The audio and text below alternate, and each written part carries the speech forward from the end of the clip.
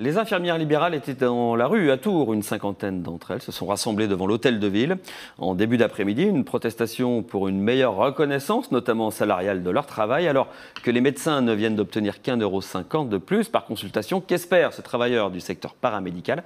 On en parle avec notre invitée, Pauline Roche. Bonjour. Bonsoir.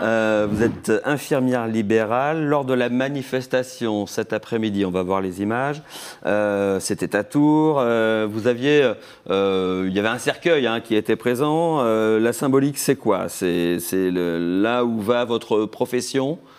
Oui, on peut faire un raccourci comme celui-là. Oui, en fait, ce qu'on veut imager par le cercueil, c'est qu'effectivement, la profession est en déclin.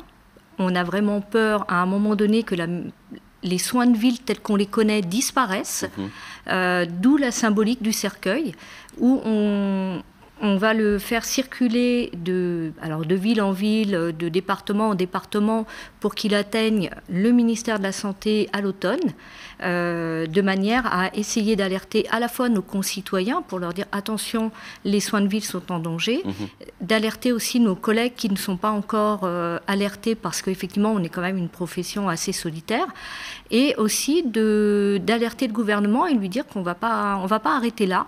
On a démarré au mois de décembre, mais on n'est pas prêt d'arrêter. Il y a un risque sur l'activité, sur les cabinets infirmiers, sur l'activité d'infirmiers ou infirmières libérales comme vous? Oui, il y a un risque certain. Certains raccrochent la blouse? Alors, il y en a beaucoup. Il y a plus de 30% de nos collègues qui raccrochent la blouse.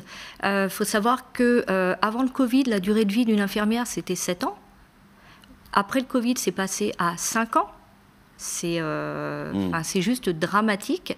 Tous les cabinets de ville sont en manque de collègues. Si vous regardez toutes les annonces, il y a beaucoup de manques. Et on apprenait récemment, en plus, que dans les centres de formation, on n'a jamais vu autant d'étudiants qui n'allaient pas au bout de la formation. En quelques mots, c'est quoi le quotidien d'un infirmier libéral ou d'une infirmière libérale? Alors, on commence, légalement, c'est 7 heures, à savoir que la plupart d'entre nous commencent beaucoup plus tôt. On a des amplitudes horaires qui sont généralement de 12 à 14 heures. On voit nos patients. Ensuite, on a entre guillemets une pause où on n'est pas avec nos patients. Pendant cette pause-là, on va faire de la coordination, c'est-à-dire qu'on va rappeler les médecins, on va rappeler par exemple... C'est le suivi des dossiers. C'est tout le suivi des dossiers. Et toute la partie administrative aussi, voilà. J'imagine. Et toute la partie administrative de nos patients, qui n'est pas visible, mais que l'on fait. Et ensuite, dans 90% des cas, on a aussi une tournée du soir, puisqu'on est quand même sur une population vieillissante et dépendante. Votre rémunération se fait en fonction des actes de soins. Tout à fait. En plus d'indemnités forfaitaires, indemnités kilométriques, c'est tout l'ensemble que vous voulez voir augmenter? Oui, parce qu'effectivement, au niveau de nos actes, on a une nomenclature qui est très complexe, très compliquée, qu'on veut aussi faire réévaluer. Mais il faut savoir que nos actes n'ont pas été réévalués depuis 2009. Donc vous êtes payé autant aujourd'hui qu'en 2009? Autant aujourd'hui qu'en 2009, sauf que l'inflation a quand même explosé, et encore plus ces derniers temps. Les médecins libéraux, je le disais en introduction, ont obtenu 1,50 € de revalorisation de leurs actes. Qu'est-ce que vous espérez, vous, aujourd'hui? Est-ce que vous pensez, à un moment, pouvoir être entendu?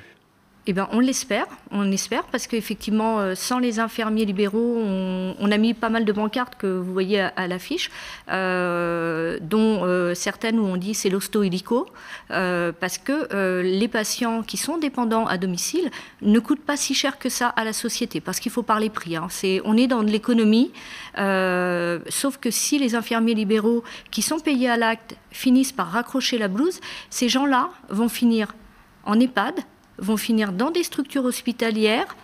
Ça coûtera beaucoup plus cher à la société que ne coûte à l'heure actuelle une infirmière ou un infirmier libéral. Merci Pauline Roche d'avoir répondu à nos questions. Merci à vous.